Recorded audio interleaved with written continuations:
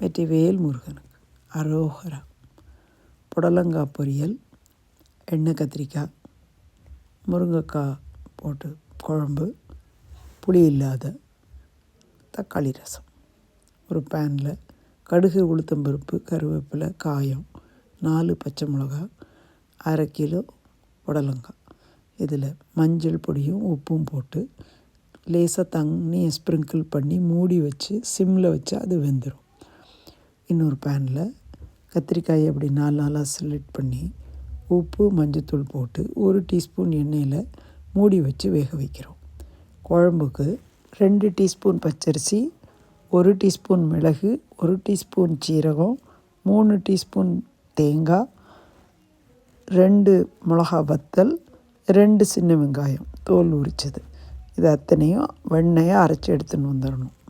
இதுதான் புளி இல்லாத குழம்புக்கு மசாலா. புடலங்காய் இப்போ ஆல்மோஸ்ட் வெந்துடுது. லேசாக பரட்டி கொடுத்து இப்படி மூடி மூடி வச்சு பண்ணிடலாம். அதுக்கும் நம்ம எண்ணெயே சேர்க்க தேவையில்லை. மொத்த சமையலுக்கே நமக்கு 5 டீஸ்பூன் எண்ணெய் தான் ஆகும். ஒவ்வொன்றுக்கும் கடுகு தாளிக்கிறதுக்கு எடுக்கிறத தவிர நம்ம அதிகமாக எண்ணெய் யூஸ் பண்ணுறதில்ல. ஸோ இப்போ ஒரு பேனில் கொஞ்சம் கத்திரிக்காயும் இப்படி மூடி வச்சு நம்ம வேக வைக்கிறோம். இப்போ நீங்கள் திறந்து பார்த்தீங்கன்னா இந்த மாதிரி கத்திரிக்காய் நல்ல சுட்ட கத்திரிக்காய் மாதிரி தயாராக ரெடியாக இருக்கும். இப்போ இதில் நம்ம உள்ளே ஸ்டஃப் பண்ணுறதுக்குள்ள மசாலாவும் நம்ம இப்போ தயார் பண்ண போகிறோம். இதை முதல்ல கொஞ்சம் ஆறட்டும். இது ஆறுனதுக்கப்புறம் அந்த மசாலாவையும் தயார் பண்ணி இதுக்குள்ளே வைக்கணும். இப்போ குழம்பு கடுகு, உளுத்தம் பருப்பெல்லாம் போட்டு 2 டம்ளர் தண்ணியில் நம்ம முருங்காயை வேக விட்டுருக்கோம். இந்த குழம்புக்கு இப்போ அரைச்சின்னு வந்ததில் பச்சரிசி, மிளகா வத்தல், மிளகு, ஜீரகம், தேங்காய், 2 சின்ன வெங்காயம் அத்தனையும் இருக்குது இதில். ஸோ அதை நம்ம போட்டு உப்பு போட்டு இன்னும் கொஞ்சம் மஞ்சத்தூள் போட்ட உடனே அது நல்ல கொதி வருது. உடனே அதில் நம்ம வெந்த சிறு பயத்தம்பருப்பு தான் போட்டிருக்கோம்.